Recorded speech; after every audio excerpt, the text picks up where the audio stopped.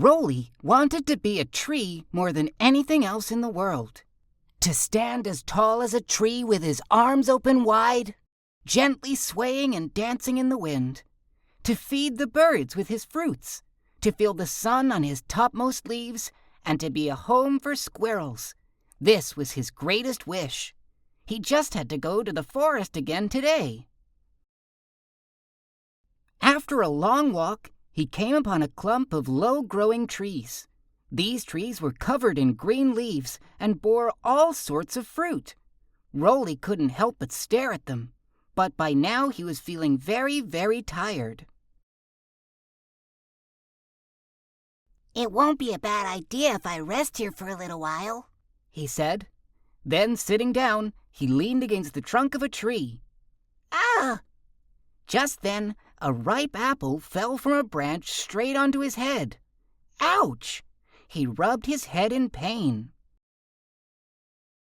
Suddenly, a black crow with a large beak appeared. She gobbled down the apple with relish, and, blinking at Rolly as if to say thank you, she flew off. Rolly had made the apple fall without even being aware of it, and this had provided a meal for the crow. After resting for a bit, Rolly happily carried on his way. It seemed to him that the birds twittering away in the sky were singing a song. Cheerfully, Rolly joined in, until... "Look out, Rolly! Oh, dear!" At first, Rolly thought he had bumped into a big rock because he suddenly found himself on the ground. But there were nuts rolling out from under the rock, and the rock itself was getting smaller. Before he knew what was happening, Rolly saw a big party of wood mice scuttling towards him. Timid as they were, the mice quickly gathered up the nuts. Blinking at him, as if to say thank you, the mice rushed back to hide in the hollow of a yew tree a little distance away. As Rolly went on his way again, he mulled over the day's events. Suddenly a wind started blowing. Actually, it was quite a gust. It whipped up the dust and soil. Whoosh! Rolly had difficulty seeing in front of him.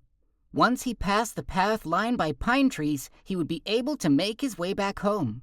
The wind was helping the pine trees shed their older leaves. As he was walking through the trees, some pine needles fell on him. "Hey, what's this? What's happening?" cried Rolly. The pine needles were prickly and ruined his mood. He stumbled over a fallen pine cone and tumbled to the ground. The pine cone was broken, and its scales had separated. A squirrel came running up, grabbed the pine cone, and ran off. The squirrel jumped up onto a tree stump a little way ahead and started picking out pine kernels and eating them. It blinked at Rolly as if to say thank you and continued to stare at him. Rolly left the forest just as it was starting to get dark. After all the things he'd seen that day, he was now sure it was enough for him to remain a boy. The only thing he had to do to feed the animals was to visit the forest, and Rolly would happily do that every day.